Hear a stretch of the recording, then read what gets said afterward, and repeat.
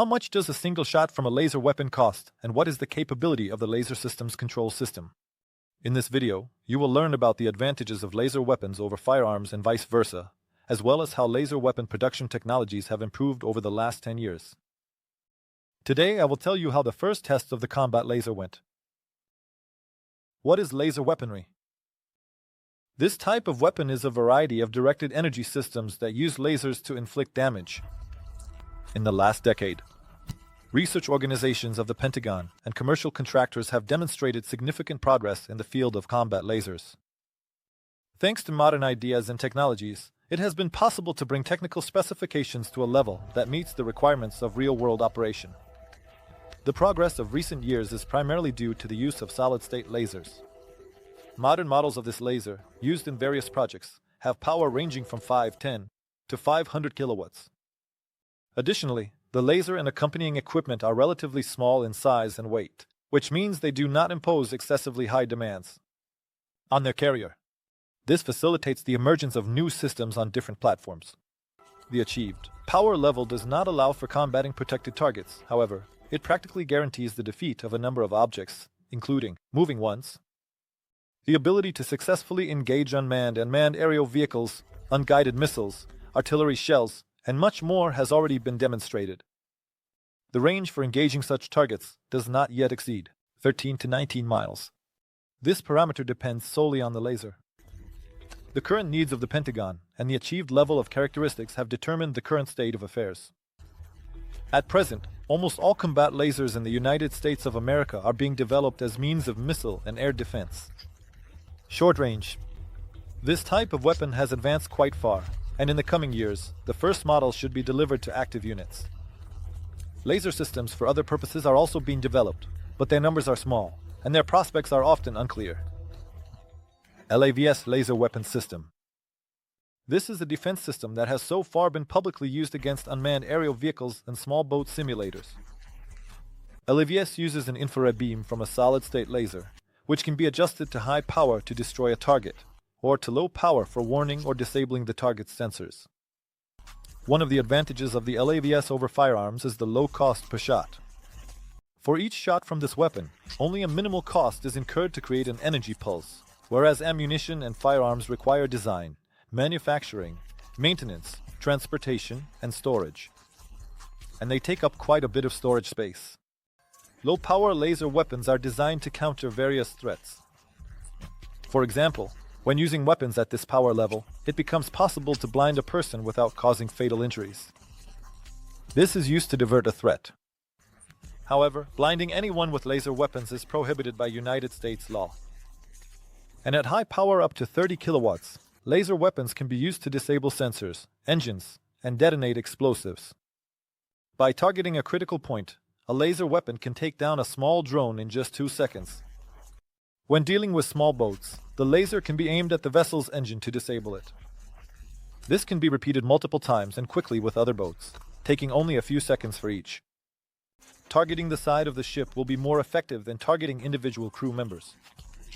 Thus, the LAVS can be used to disable various devices on the ship. In addition, the laser can cause missiles stored on the ship to detonate. Against an aircraft larger than a drone, such as a helicopter, the LAVA-2S can be used for the same purpose. The laser will disable some critical control components, leading to the helicopter's crash. The LAVA-2S laser system has been enhanced with commercial laser developments. Essentially, the system consisted of 6 lasers that, while not forming a single beam, focus on the target simultaneously. During testing, it produced 33 kilowatts. Meanwhile, additional deployable weapons generating between 60 to 100 kilowatts were installed on a literal combat ship. The history of the creation, design, and development of LAVS began in March 2007 under the leadership of the Naval Surface Warfare Center in Dahlgren. Several universities and industrial firms also participated in the development. In 2010, Kratos Defense and Security Solutions received an $11 million contract. The contract involved supporting the Naval Surface Warfare Center in the development of LAVS. All of this took place within the framework of the United States Navy's program for directed energy and electric weapon systems. Over several years of preparation and testing, The Navy spent about $40 million on research, development, and testing of laser weapons. It was aimed at targets using the Phalanx CIWS radar. The exact power level used by the LABOS varies from 15 to 50 kilowatts to target small aircraft and high-speed boats. Directed energy weapons were developed for economic reasons, as they can be used for less than $1 per shot, whereas conventional artillery shells and missiles can cost $1,000 each. At that time, the Navy was already testing energy weapons, including megawatt chemical lasers. In the 1980s, it turned out that their chemicals were incredibly dangerous to use on ships, so they switched to less powerful fiber solid-state lasers. Other types include solid-state slab lasers and free electron lasers. Laser weapons, such as the LAWs, were originally intended to complement other missile and air defense systems, not replace them. Although lasers are significantly cheaper and have virtually unlimited ammunition, their beams at the time could be disrupted by atmospheric and weather conditions. In addition, they are limited to firing at visible targets. This was necessary to continuously keep the beam on the target. The laser weapon was to be installed on the USS Ponce in the summer of 2014 for testing over the next 12 months. During the tests, a closed-in weapon system was used, which allowed the laser designator to track threats. However, not every vehicle has such a control system that can warn of threats in advance, for example, when driving a car. There's no one to warn you of danger and protect your car from damage. And what if you get into an accident in America? And you don't know what to do next, where to seek help, where to find a competent lawyer, how to get compensation if you don't have insurance. The company Accident America has helped obtain $21 million in compensation for its clients. Here, they will definitely answer all your questions. Link in the description.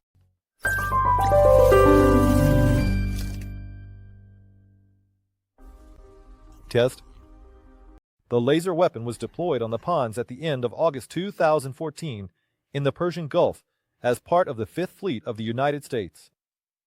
This was done to test the feasibility of using laser weapons in challenging weather conditions, such as in a marine environment with heat, humidity, dust, and salt water, as well as to determine energy consumption. The system had various power levels that allowed it to fire a weak beam to disable a suspicious vessel's equipment, and then fire more powerful beams to physically destroy the target. In September 2014, the laser weapon was recognized as a combat tool, so ship commanders were authorized to use it for self-defense. According to the provisions of the Convention on Certain Conventional Weapons, people cannot be targeted by this weapon. However, the targets include unmanned aerial vehicles, helicopters, and fast patrol boats. The Navy released a video showing the laser weapon laws, disabling targets. The Scan-Eagle unmanned aerial vehicle detonates a rocket-propelled grenade and burns the engine of a rigid-hold inflatable boat. According to officials, it performed better than expected. Compared to hundreds of thousands or millions of dollars for a missile, a single laser shot at that time cost only 59 cents. Lab Rus.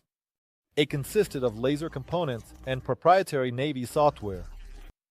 It was powered and cooled by a diesel generator, separate from the ship's electrical systems.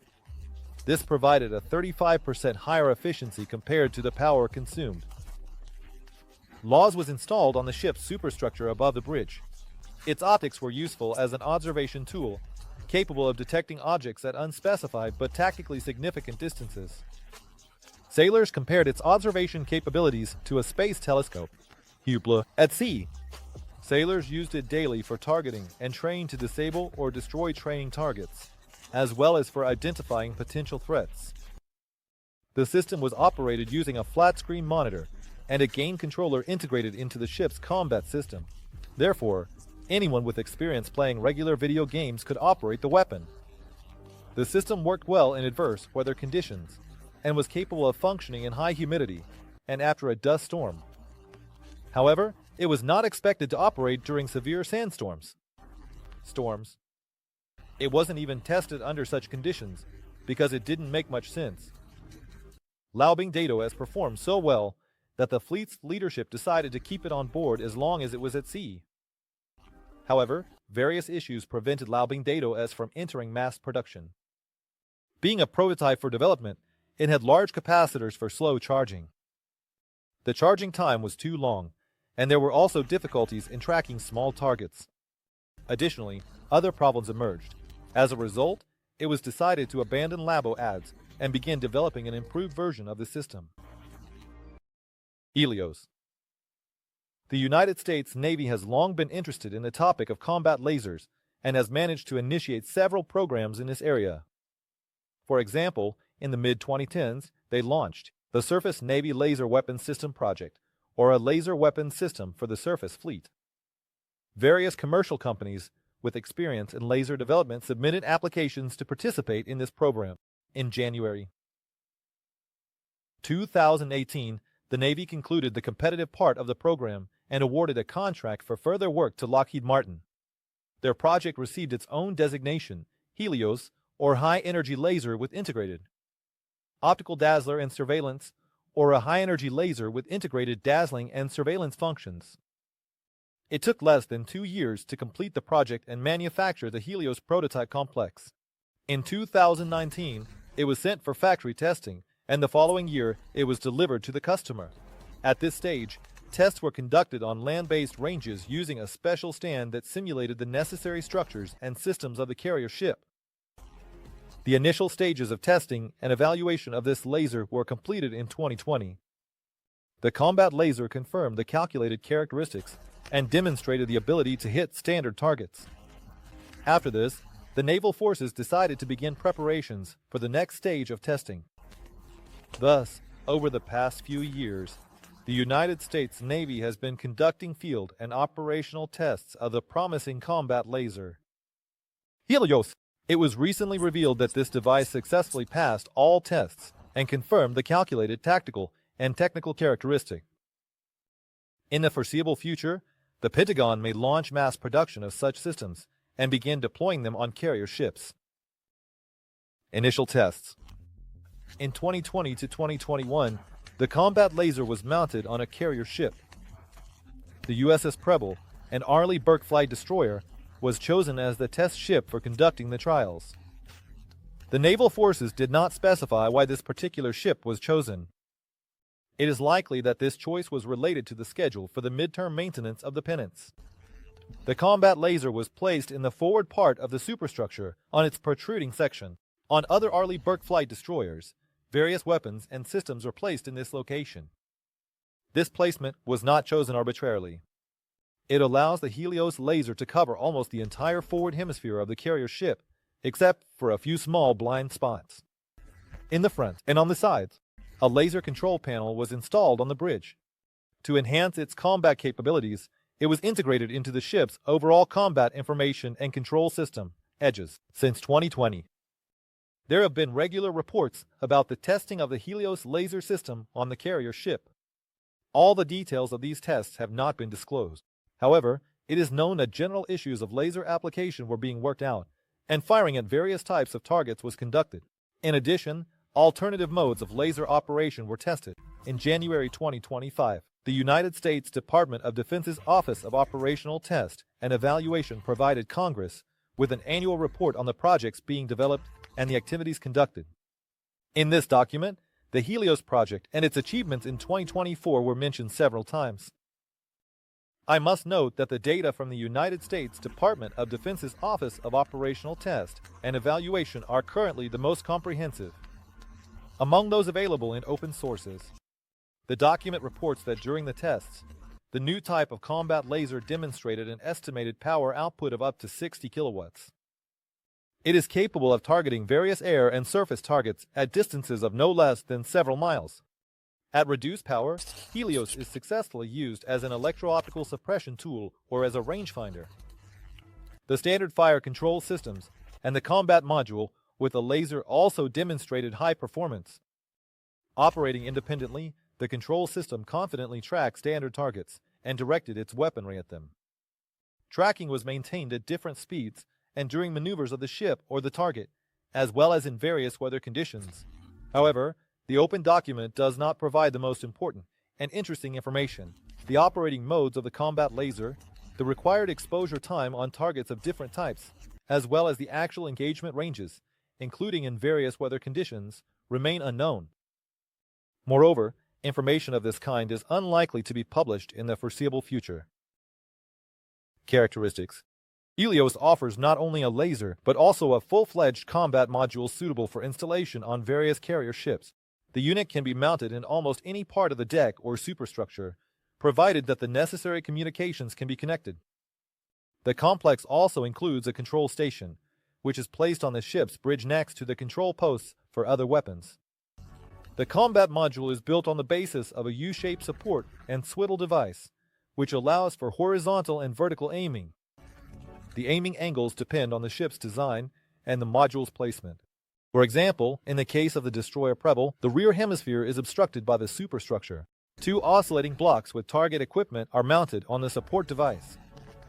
The central block includes the laser itself and the main optical electronic means. There is also an additional side block, the purpose of which is currently unknown. When aiming, both blocks oscillate synchronously. The experimental Helios complex is equipped with a solid-state laser with a power of 60 kilowatts. Lockheed Martin claims that this system is modular, and its power can be increased to 120 kilowatts. A modification of the laser with 300 kilowatts is also being developed. At maximum power, the experimental laser is capable of burning through plastic and metal structures, thereby destroying the target. The range of engaging an air or surface target depends on several factors, such as the characteristics of its design, weather conditions, and much more. It is expected that more powerful modifications of Helios will demonstrate improved range and target engagement speed. The system's control complex has all the necessary means for receiving data, as well as monitoring the surrounding space and control. Firing. An important feature of Helios remains its ability to integrate with existing or future ship control systems. The integration of Helios and the control system provides obvious advantages. It allows for the simplification of the laser complex's control system without losing combat capabilities. In addition, the combat laser gains access to data from more efficient detection means. Thanks to this, the Helios operator can fully monitor the environment surrounding the ship and be aware of threats long before they enter the engagement zone. So, we have examined many aspects of laser weapons, from their operating principles to potential applications.